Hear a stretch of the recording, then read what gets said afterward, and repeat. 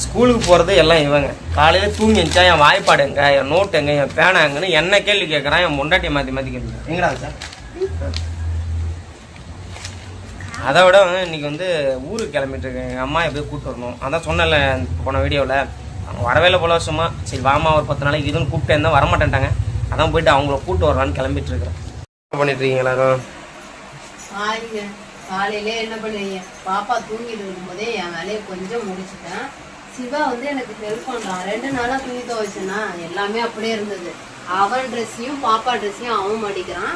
மீதி இருக்கிற ட்ரெஸ் இவங்க அங்காண்ட போய் திரும்ப இங்காண்ட ரவுண்ட் அடிச்சிட்டு இருக்காங்க. ஆமாம், அவன் அண்ணன் எங்கே இருக்கானோ அங்கே தான் போவாங்க அவங்க. கிளம்பியாச்சுங்க. போய் சிவாவை கொண்டு விட்டு வரணும். வந்துட்டு தான் அப்புறமா தான் நான் கிளம்பணும். பாப்பாவுக்கு இட்லி வாங்கி கொடுத்தேன். இவனும் சாப்பிட்டான். காலையில் ஏன்னா சாப்பிடாம அனுப்பக்கூடாதுல்ல. நேற்று வடித்து சாதத்தில் தண்ணி ஊற்றிட்டா போட. தண்ணி ஊற்றாம விட்டா நல்லா தண்ணி விட்டுருச்சு. தூக்கி போடக்கூடாதுன்னு சாப்பிட்றேன். நல்லா இருக்கோ இல்லையோ அவ்வளோதான் சாப்பாடு. அவன் பொண்ணோட அழகை நீ ரசிச்சிட்டு இருக்கியா? ஆமா, என் பொண்ணு பாத்தீங்களா எவ்வளவு கியூட்டா இருக்கிறான்னு. அதுதான் எங்களுக்கு பேரண்ட்ஸ். இல்ல உண்மையிலே வழக்குதான். She is pretty and gorgeous. என்னதான் பண்றான்னு பாக்குறேன். சாப்பிடவே எத்தனை பேர் இருந்தாலும் இப்பெல்லாம் என்கிட்ட தாங்க வரா. நல்ல விவரம். எங்கேயாவது விட்டுட்டு போயிருவேன்னா நான் தான் வெளியில அங்க இங்கேயும் ஊர் சுத்தணும். அதாவது விலைக்கு கழுவுறதுக்கு வெளில போறேன். ஏதாவது ஒண்ணு பண்ணிட்டே இருக்கான்ல. அப்பா உட்காந்து இருந்தா போவே மாட்டேங்கிறா. இதே பாய்னு ஒரு வார்த்தை சொல்லிட்டா போதும், அவ்வளவுதான். வர பாய் சொல்லுங்கடி. பாயின்னு சொன்னல, அதனால இப்ப கைய ஆட்டுறா. பாய் சொன்னா பாய் சொல்லுவாளா, கிளாப் பண்ணுவா. அப்புறம் என்ன பண்ணுவா மறந்துட்டுனே. அப்பா அம்மா, அம்மா அம்மா, தாத்தா தாத்தான்னுவா. என்ன நடக்க ஆரம்பிக்கல. எங்கேயாவது சாப்பாடு வேணாம் வாயில ஏதாவது வச்சுட்டான்னு கைய விட்டு எடுக்கிறோம்னா ஒண்ணும் இல்லையா, இப்படி ஆட்டுவா. சாப்பிட மாட்டேன்னு சொல்லுவா. சாமி நமக்குள்ள ஒண்ணும் இல்ல. இங்க பாரு, வாயில ஒண்ணும் இல்லையா. டைம் இல்ல மேடம்க்கு, டைம் இல்ல. டிஸ்டர்ப் பண்ணாத. இதுல ஒரு துரும்பு கிடக்காங்க. ஒண்ணும் இல்ல வாயில, ஒண்ணும் இல்ல வாயில, ஒண்ணும் இல்லையா. ஐயோ கிளம்பிட்டேங்க. பாய் சொல்லுமா. பாய் சொல்லு. எங்கள் அம்மா கிளம்பிட்டு இருக்காங்க. அப்புறம் கோழி எடுத்துகிட்டு போகணும்னு சொல்லிட்டு விட்டு போகணும்னு சொல்லி அதை கட்டி எடுத்துகிட்டு போகணும். நாங்கள் கோழி தூக்கி கட்டிட்டேன். கிளம்பிட்டு இருக்கோம். மோரம் மோட்ரு ஓடுதுங்க. அவங்களுக்கும் கை கால்லாம் வலிக்குதான். அதான் போய் தண்ணி குடிச்சிட்டு போகலான்ட்டு 2 பேரும் போகிறோம்.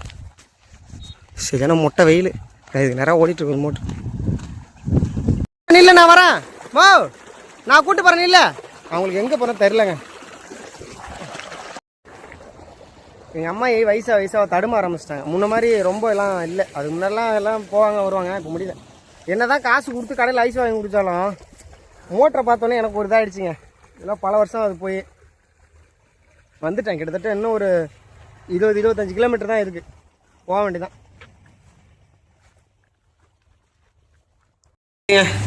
எங்கள் அம்மாவுக்கு வரவில்லை. மயக்கம் போடாத குறை தான். வந்தோடனே படுத்துட்டேன். அடுத்தது இங்கே போகணுங்க. ஒரு வளைகாப்பு ஃபங்க்ஷனு தெரிஞ்ச தம்பிக்கு. அதுக்கு போயிட்டு இப்படியே வரணும். நைட்டு 8:30 வரையும் எழுதிட்டு தாங்க வந்துருங்க. ஏதாவது படம்லாம் வந்து வச்சுருக்கான். அதெல்லாம் காட்டுறான் என்கிட்ட. வேற கால்குலேட்டர் வரைய போகிறான். எனக்கு டைம் கிடைக்கலங்க. அங்கன்னு போயிட்டு ஃபங்க்ஷன்லாம் போயிட்டு கொஞ்சம் வேலை ரொம்ப டைட்டு.